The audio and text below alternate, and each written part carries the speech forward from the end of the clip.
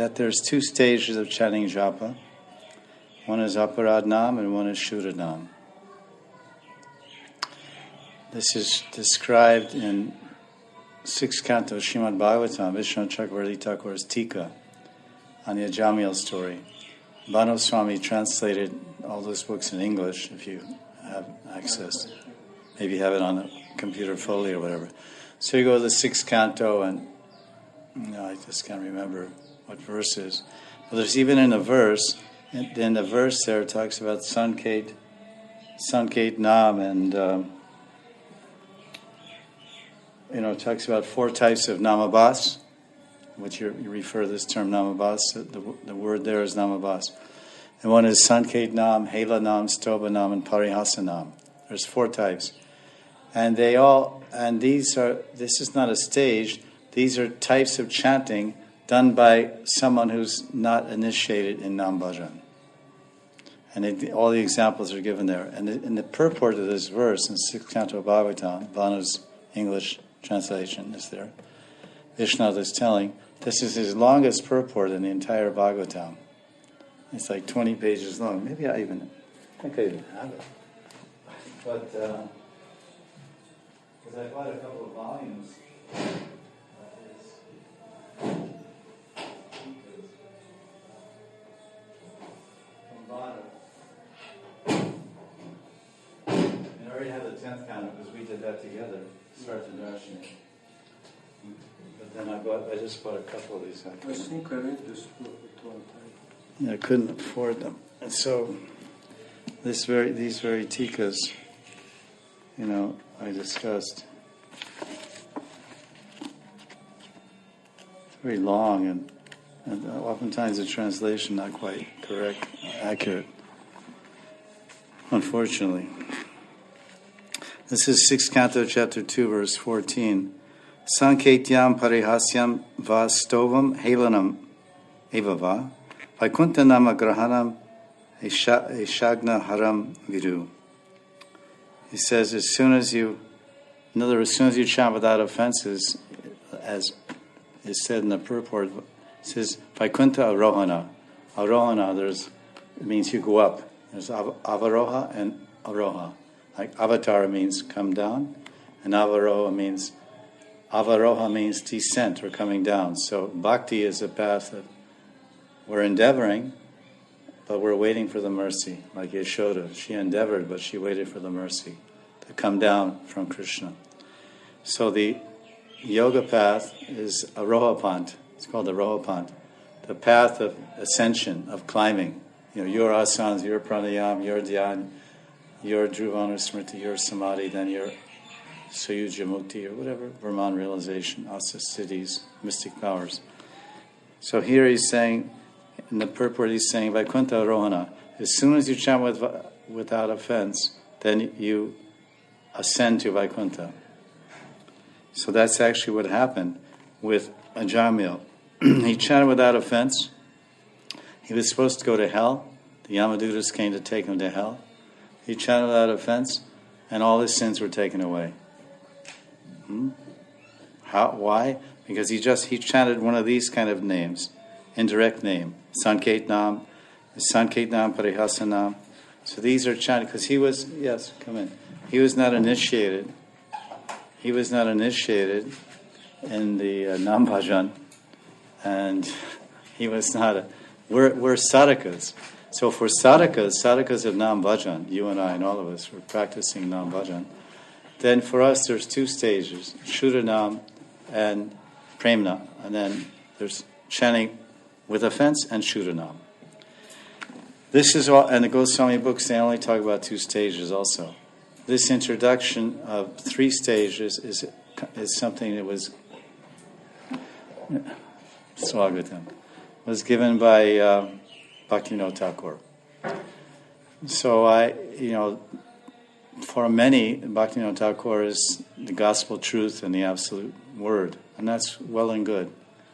But there is also a larger viewpoint of Gaudiya viewpoint of the whole Gaudiya Sampradaya, and oftentimes they don't agree with some of the conclusive statements of Bhaktivinoda Thakur, which some missions hold very dear, and those are the very tenets and foundations of their philosophy, like falling from the spiritual world and things like this, which Bhaktivinoda Thakur introduced. Bhaktisiddhanta carried it forward. Bhaktivedanta Srila Prabhupada also spread it, that we fell from Krishna's Lila. But the Goswamis don't say any of this in any of their books. They say we're anadi Krishna Mukh. This is what it says in Chaitanya Charitamrita. We're eternally here. And we can, by mercy of Krishna, we can maybe go there. And then we'll never come back. This is what's told in our Shastra. So, that as far as strictly according to the Shastras, and according to Vishwanath Chakravarti Thakur and Jiva Goswami, there are two stages chanting, Aparadnam and Shuranam. And then he just described, because these names, these are people, they're just waking up, they're yawning, hey Govind. He's just some pious person, or just maybe somebody saw a television show and some kid was called Govind. So he says, hey Govind. That's indirect. He just saying hey Govind. He saw it on some show where the cartoon character was called Govind. So he gets, that's namabad, that's some benefit for him. He gets purified. So how purified? This is to the extent that even, basically this is a verse about the glorification of the power of the Nam. It's not to indicate that this is a stage that we must pass through, namabad. This verse, because this whole Bhagavatam from the first canto to the 12th canto is oftentimes speaking about the sadhana, abhyas, the method of practice.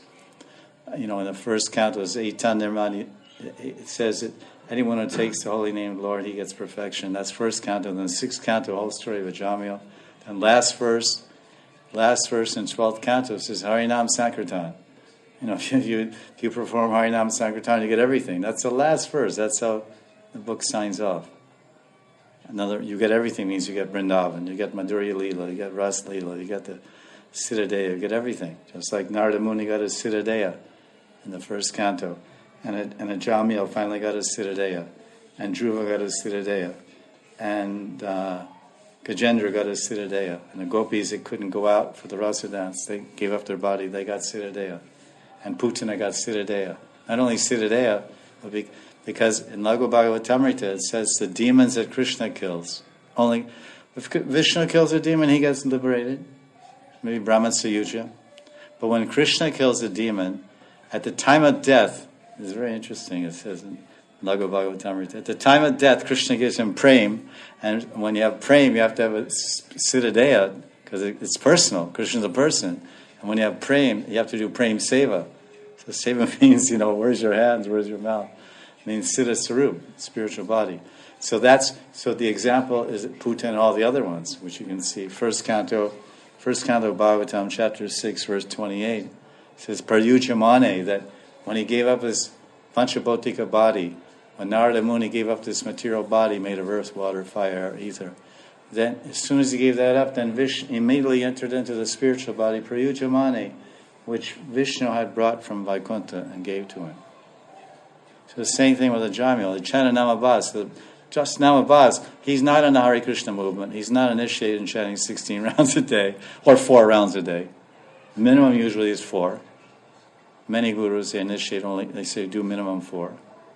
Of course, Mahaprabhu said if you chant a lakh, you get siddhi, you get perfection. That's a fact. If you chant one name purely, you also get perfection. So it's quality, but quantity can also help quality. More nam, more quality. If the attitude is right, if you're not making offenses. Many, ifs. I'm chanting like a day. I'm chanting like a day. Acha, you're a great devotee. Oh yeah, see, look, I have big Tulsi beads, and I have the Tulsi necklace. I have on my wrist. I'm big bhakti. Oh, you're a big bhakti. Please, how can I serve you? So then, big bhakti means big hankar, attitude, karab, and then Krishna's weight, Chinadapi. You're chanting Hare Krishna, but you're not hearing me. You're chanting Hare Krishna, Hey Krishna, Hey Krishna, Hey Krishna, Hey Radha Raman. And then they say, yes. Oh, you puffed up guy, you puffed up Russian. Oh, listen, I have a message for you. You've been chanting 64 rounds, I have a message for you. Trinadapi, Srani, Chenad. But we don't hear. We chant 1 lakh, we don't hear, and 2 lakhs. Hey, did you hear about Krishnadas from Slovenia? He's chanting 2 lakhs. Wow, Krishnadas. Get on your Facebook. Krishnadas chanting 2 lakhs. Oh, he's Bara Bhakti, And everyone's writing letters. Krishnadas, how do you do it? To reveal this. Yeah, well, it's like. It's like he's not hearing the message. Trinadapi Suni. So generally 4. So he wasn't chanting 4. He wasn't chanting one name a day. But Ante Narayana Smriti. Ante Narayana. The last end. Ant. At the last moment, Narayan. Only once. I was in Los Angeles, 1975. Prabhupada just came from Hawaii. He finished translating 5th canto, and he was working on the 6th canto in L.A. And they brought in the manuscripts, and Pradyumna was reading the manuscripts, A4 printout with a verse looking like this, but A4 piece of paper. And he said, okay, you read the verse. And Prabhupada had open in front of him on his asan in the temple, Rukmini Dwarkadish, L.A. He had his Bhagavatam, big yellow pages, big Bhagavatam with 11 commentaries. He had there in front. He had 6th canto. Those glasses. And so Pradyumna, he says, and then the agents, the Yamadutas came, the agents of death, and being fearful, Ajamya called out to his son, Narayan, Narayan, Narayan. And Prabhupada had his glasses, had these big black plastic glasses those days. He went kind of down his nose a little bit. He looked over. One time, Narayan. What is this? Excuse me, Prabhupada. Maybe you heard. I was sitting there, Bhakta, nobody, Now nobody does. I was Bhakta, nobody. Now nobody does. I made it up in the world. It's a big title, that Das title. You have to earn it, Prabhupada said 1 time is enough. Why 3? Why 3? Correct. 1 time is enough. Yeah. So that's the whole point. It's Na Mahima. The Na Mahima, the greatness and grandness and glories of the Nam.